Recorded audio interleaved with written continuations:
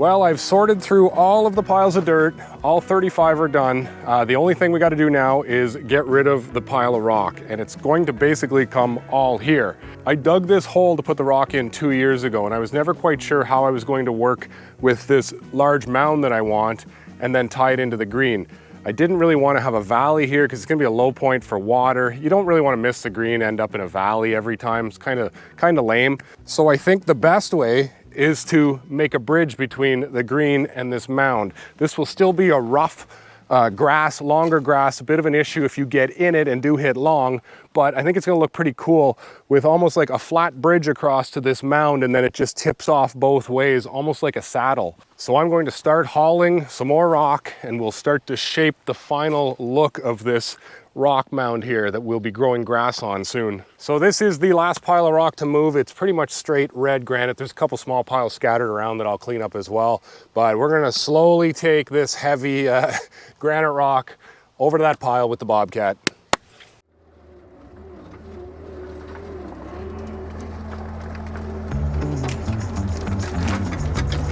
Whoa.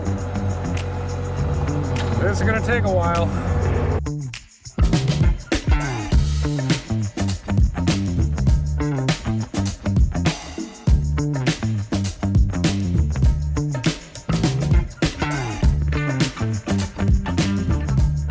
That's a lot of loads, but we've got a bit of a ramp now. We can see and get onto this high mound. It looks pretty good. When I come onto the green, you can kind of see that natural path onto the top of the mound. So I think I just got to keep going a bit, and I'm surprised I can drive on that. The Bobcat, haven't popped a tire yet that I know of, but it'll pack down pretty good. So I think I'm just going to keep pushing rock that way and soften up these two sides.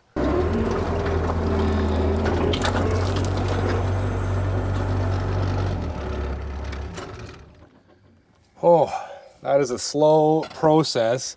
I'm not sure how many loads that was. I meant to count. I stopped at 3. I think I blacked out after that. It's pretty slow and boring. That was a lot of loads though. I actually got through over half, so kind of happy with that. It was probably an hour and a half on the watch. Hauling rock, it's just too far to go, but hey, that's where it is. The dirt was here, the rocks are here, so I knew at some point I'd have to truck something down there. Overall though, not too bad, and we can definitely get this job done this week and start to put some dirt on this pile. It's kind of exciting to never see these rocks again.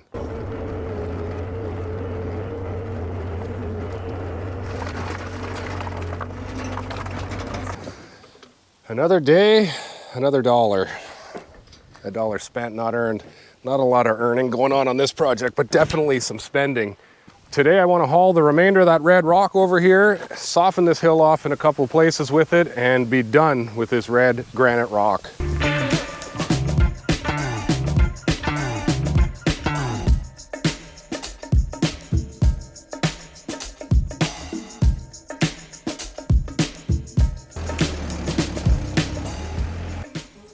Last bucket.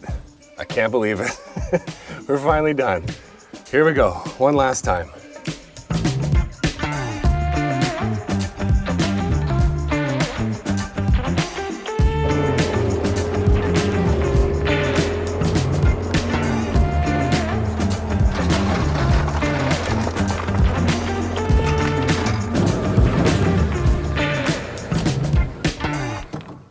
This excavator is a rental, and it's on a very fair deal. I just pay by the hour meter. So if I get a spare half an hour or an hour, I just can come out and use it, and the cost is minimal.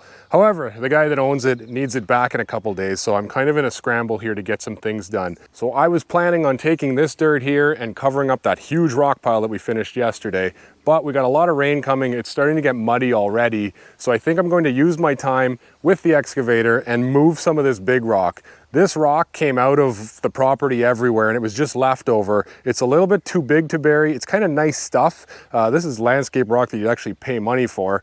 So I think I'm just going to take it to the outside area of the property, use the excavator, reach it in, kind of just plunk it there like it's been there forever. If I ever need a stone, I can come and get one later. I just want to definitely get them off of this fairway area.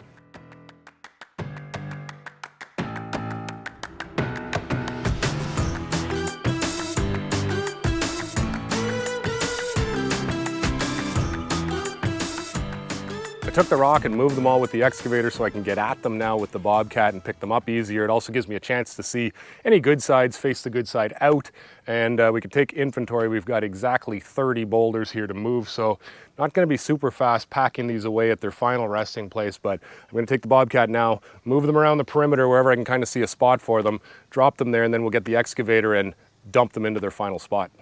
Oh, that looks better. Finally, no more rocks here. They've been down on the ground for about a year, so it's nice to see it wide open. It looks pretty big now, actually. I love it. Now we just have to dig them into the perimeter.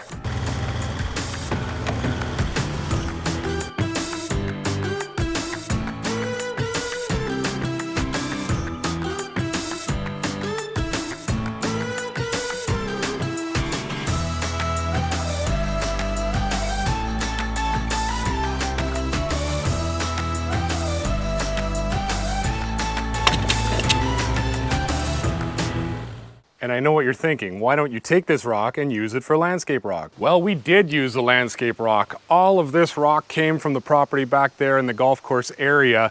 A couple years ago, this was just a sandy hill that kept falling down. So I hired a guy, he came in with a big machine and planted all these rocks in here. So we kind of hit a home run, didn't pay for any of these rocks here and got this really nice landscape area. But at the same time, I've seen enough rock, we got enough rock here. I don't need any more rocks. Just a gorgeous, warm, sunny day again. And I have a bigger block of time right now, so I think I'm gonna take the dirt and put it on that pile of rock. Finally, we will cap that pile of rock right now. I have 3 piles of dirt left with all the rocks gone. We can really get at everything here. This is the heavier soil that I sifted all those rocks out of. That's the local soil here, that's silty sand. And then we have the clay that I brought in. So the plan for me is I'm gonna take this stuff, I'm gonna go with this rockier stuff, put a little bit of a skim coat layer on that pile of rock, and then we will finish it off with that heavier clay so we can hold that moisture in the rock pile. So we'll take the skid steer and take buckets of this and cover up this.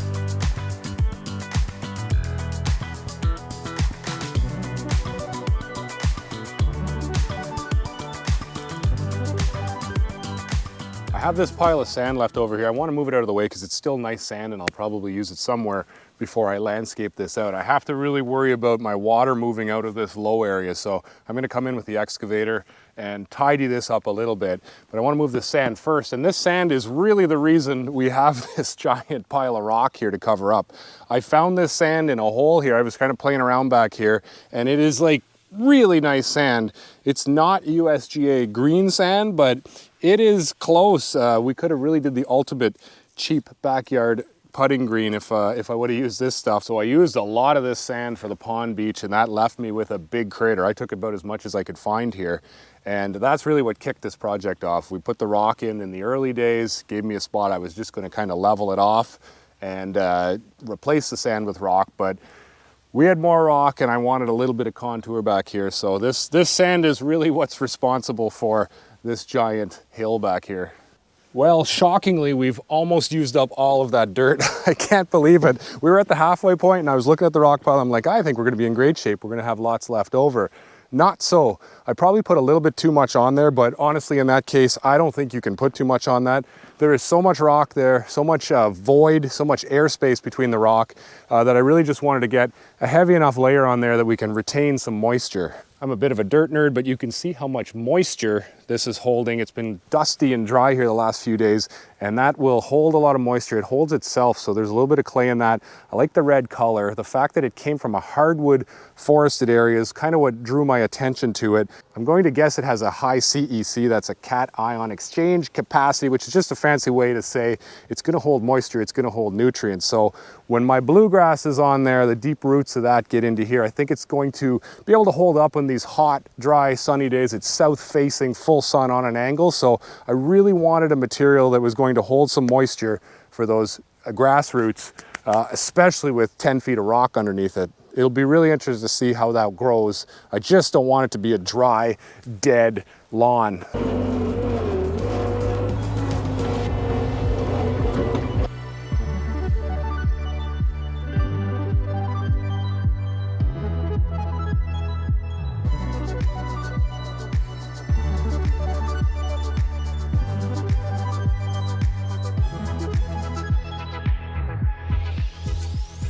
Trying to soften this end up because I actually have a tee box over there that I'd like to use. It's a long shot back to the house green. And I don't want to have a big mound here that kind of feels like you're encroached by, you know, this mound when you're trying to tee off. So I'm trying to shorten it up, but then I realized and remembered that I'm into last year's rock grave. There's all kinds of rock here. I kind of had it end this area here, and I want to shorten it back a little bit, so I think I'm gonna have to move these out. I'll take them around back because I need to soften that slope anyway. We'll try to clean this up where I don't want it to feel too claustrophobic here when you're on a tee box there and you feel like you're looking over the green and this mound.